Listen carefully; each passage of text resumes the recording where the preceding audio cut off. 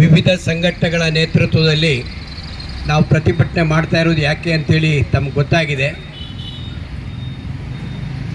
ಸುಮಾರು 16 ಜನರ ಮೇಲೆ FIR ಹಾಕಿದ್ದಾರೆ. ಅದರಲ್ಲಿ ಮುನೀರ್ ಕಾಟಿಪಳ್ಳ ಒಬ್ಬರು. 16 ಜನರ ಮೇಲೆ FIR ಹಾಕಿದ್ದಾರೆ. ನವೆಂಬರ್ 4ನೇ ತಾರೀಕಿಗೆ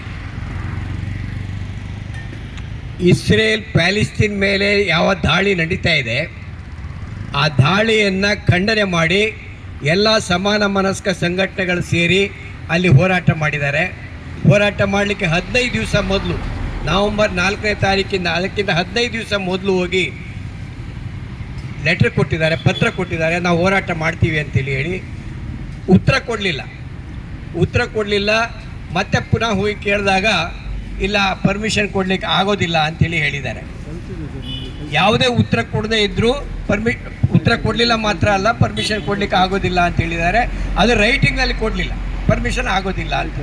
ಆದರೆ ಎಲ್ಲರೂ ಹೋಗಿ ಅಲ್ಲಿ ಪ್ರತಿಭಟನೆ ಮಾಡಿದ್ದಾರೆ. ಆ ಮಾಡಿದ ಸಂದರ್ಭದಲ್ಲಿ 15 ಜನರ ಮೇಲೆ ಕೇಸ್ ಹಾಕಿದ್ದಾರೆ.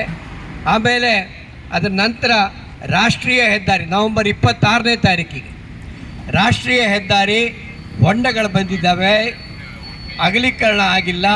ಮತ್ತು ಕೂಳೂರು ಸೇತುವೆ ಅಂಥೇಳಿ ಅದು ಸಂಚಾರಕ್ಕೆ ಯೋಗ್ಯ ಇಲ್ಲ. ಅದಕ್ಕೋಸ್ಕರ ಅದನ್ನೆಲ್ಲ ಸರಿಪಡಿಸಬೇಕು ಅಂತೇಳಿ ಹೇಳಿ ಹಲವಾರು ತಿಂಗಳುಗಳ ಹಿಂದೆ ಹೇಳಿದರು. ಅದನ್ನು ಕಾರ್ಯಗತ ಮಾಡಿಲ್ಲ ಅಂಥೇಳಿ ಹೇಳಿ ಅದಕ್ಕೂ ಕೂಡ ಪ್ರತಿಭಟನೆ ಮಾಡ್ತೀವಿ ಅಂತೇಳಿ ಹೇಳಿ ಅದಕ್ಕೆ ಪತ್ರವನ್ನು ಕೊಟ್ಟಿದ್ದಾರೆ. ಉತ್ತರ ಕೊಡಲಿಲ್ಲ ಪೊಲೀಸ್ನವರು. ಆವಾಗ ಪೊಲೀಸ್ ಕಮಿಷನರ್ ಯಾರಿದ್ದಾರೆ, ಅನುಪಮ್ ಅಗರ್ವಾಲ್, ಅವರನ್ನ ಮೀಟ್ ಆಗಿದ್ದಾರೆ. ಮೀಟ್ ಆಗಲಿಕ್ಕೆ ಇಷ್ಟೆಲ್ಲ ಗೊತ್ತಿದ್ರು ಕೂಡ 1 ಗಂಟೆ 2 ಗಂಟೆ ವೆಯ್ಟ್ ಮಾಡಿಸುವಂಥ ಕೆಲಸಗಳನ್ನು ಆ ಪೊಲೀಸ್ ಅಧಿಕಾರಿ ಅಲ್ಲಿ ಮಾಡ್ತಾಯಿದ್ರು. ಯಾವ ಪೊಲೀಸ್ ಅಧಿಕಾರಿ ಈ ರೀತಿ ಮಾಡಿದ್ದನ್ನು ನಾವು ನೋಡಲಿಲ್ಲ, ಅವರು ಮಾಡ್ತಾಯಿದ್ರು. ಆವಾಗ ಅಲ್ಲಿ ಕೂಡ ಅವ್ರು ಹೇಳಿದ್ರು ಪರ್ಮಿಷನ್ ಕೊಡಲಿಕ್ಕೆ ಆಗೋದಿಲ್ಲ ಅಂತ. ಆಮೇಲೆ ರಸ್ತೆ ಬದಿಯಲ್ಲಿ ಉರಿಯುವ ಬಿಸಿಲಿನಲ್ಲಿ ಯಾವುದೇ ಟೆಂಟ್ಗಳನ್ನು ಹಾಕ್ಕೊಳ್ದೇನೆ, ಪರ್ಮಿಷನ್ ಕೊಟ್ಟಿಲ್ಲ ಅಂತೇಳಿ ಹೇಳಿ ಮೈಕನ್ನು ಕೂಡ ಉಪಯೋಗಿಸ್ದೇ ಅವರಲ್ಲಿ ಆ ದಿವಸ ಪ್ರತಿಭಟನೆ ಮಾಡಿದ್ದಾರೆ. ಪ್ರತಿಭಟನೆ ಮಾಡಿದಾಗ CPIMಗೆ ಕಾರ್ಯದರ್ಶಿಯಾಗಿ ಹೊಸದಾಗಿ ಆಯ್ಕೆಯಾದ ಮುನೀರ್ ಕಾಟಿಪಳ್ಳ ಅವರ ಮೇಲೆ ಕೇಸನ್ನು ಹಾಕಿದ್ದಾರೆ. ಈ ರೀತಿಯಾಗಿ ಹೋರಾಟಗಾರರ ಮೇಲೆ ಕೇಸನ್ನುಗಳನ್ನು ಹಾಕ್ತಾ ಇರುವಂಥದ್ದು, ಅದು CPIMಗೆ ಸೇರಿದ ಹೋರಾಟಗಾರರು ಇರ್ಬೋದು ಅಥವಾ ಬೇರೆ ಬೇರೆ ಸಂಘಟನೆಗಳಿಗೆ ಸೇರಿದ ಹೋರಾಟಗಾರರು ಇರ್ಬೋದು, ಅವ್ರ ಮೇಲೆ ಕೇಸ್ಗಳನ್ನು ಹಾಕ್ತಾ ಇರೋದು ಯಾವ ನ್ಯಾಯ ಅಂತೇಳಿ ಹೇಳುವಂಥದ್ದು. ಇವತ್ತು ಮಂಗಳೂರಿನ ಯುವ ವಕೀಲರಾದ ದಿನೇಶ್ ಹೆಗಡೆ ಉಳೆಪಾಡಿ ಅವರು ಒಂದು ಇದನ್ನು ಕೊಟ್ಟಿದ್ದಾರೆ, ಪತ್ರಿಕೆ ಹೇಳಿಕೆಯನ್ನು ಬಿಡುಗಡೆ ಮಾಡಿದ್ದಾರೆ. ಸಂವಿಧಾನದ ಆರ್ಟಿಕಲ್ 19 ಪ್ರಕಾರ ದೇಶದ ಎಲ್ಲ ಜನರಿಗೂ ಕೂಡ ಅಭಿವ್ಯಕ್ತಿ ಸ್ವಾತಂತ್ರ್ಯ ಇದೆ. ಅಭಿವ್ಯಕ್ತಿ ಸ್ವಾತಂತ್ರ್ಯ, ಒಂದು ಕಡೆ ಸೇರುವ ಹಕ್ಕಿದೆ. ಆ ಹಕ್ಕನ್ನು ನೀವು ಮೊಟಕು ಮಾಡ್ತಾ ಇದ್ದೀರಿ ಅಂತೇಳಿ ಹೇಳುವಂಥದ್ದು ಒಂದು.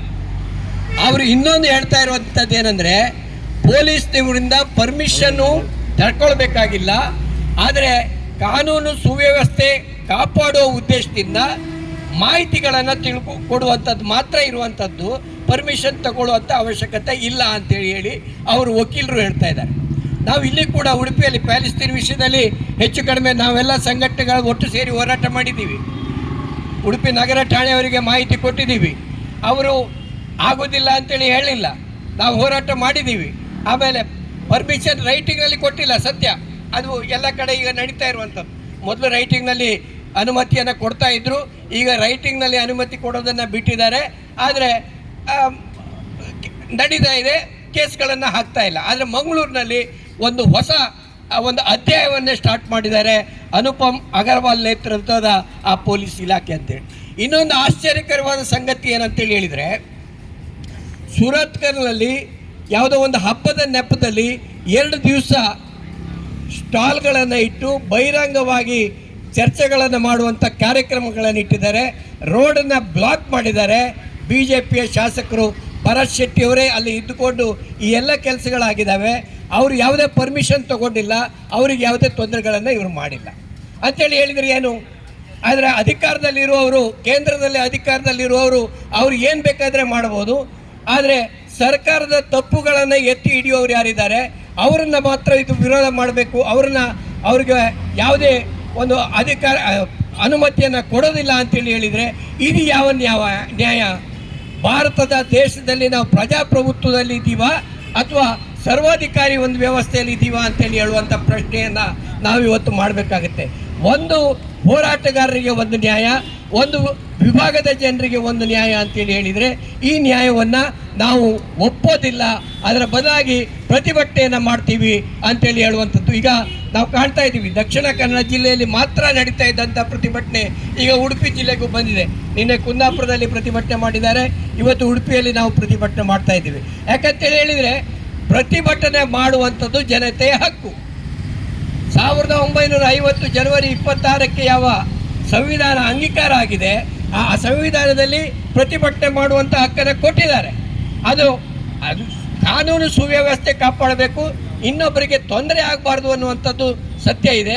ಆದರೆ ಅದನ್ನು ನೀವು ಪ್ರತಿಭಟನೆ ಮಾಡಲೇಬಾರ್ದು ಅಂತೇಳಿ ಹೇಳುವಂಥದ್ದು, ಅದು ಒಂದು ವಿಭಾಗದ ಜನರಿಗೆ ಮಾತ್ರ ಪ್ರತಿಭಟನೆ ಮಾಡಲೇಬಾರ್ದು ಅಂತೇಳಿ ಹೇಳುವಂಥ ಪ್ರಶ್ನೆ ಅದು ನ್ಯಾಯಸಮ್ಮತ ಅಲ್ಲ ಅಂತೇಳಿ ಹೇಳುವಂಥ ಉದ್ದೇಶದಿಂದ ನಾವಿವತ್ತು ಇಲ್ಲಿ ಒಂದು ಆ ಮಂಗಳೂರು ಹೋರಾಟಗಾರರ ಹೋರಾಟಕ್ಕೆ ಬೆಂಬಲ ಕೊಡುವಂಥದ್ದು, ಇನ್ನೊಂದು ಆ ಹೋರಾಟಗಾರರ ಮೇಲೆ ಸುಳ್ಳು ಮೊಕದ್ದಮೆಗಳನ್ನು ಯಾರು ಹಾಕಿದ್ದಾರೆ, ಅದರಲ್ಲೂ ವಿಶೇಷವಾಗಿ ಅನುಪಮ್ ಅಗರ್ವಾಲ್ ಅವರ ನೇತೃತ್ವದಲ್ಲಿ ಅವರ ಮುತುವರ್ಜಿಯಲ್ಲಿ ಆ ಸುಳ್ಳು ಮೊಕದ್ದಮೆಗಳನ್ನು ಹಾಕಿದ್ದಾರೆ, ಅವರನ್ನು ಅಲ್ಲಿಂದ ಟ್ರಾನ್ಸ್ಫರ್ ಮಾಡಬೇಕು, ವರ್ಗಾವಣೆ ಮಾಡಬೇಕು ಅಂತೇಳಿ ಹೇಳುವಂಥ ಒತ್ತಾಯವನ್ನು ನಾವು ಇವತ್ತಿನ ಈ ಸಂದರ್ಭದಲ್ಲಿ ಮಾಡ್ತಾ ಇದ್ದೀವಿ.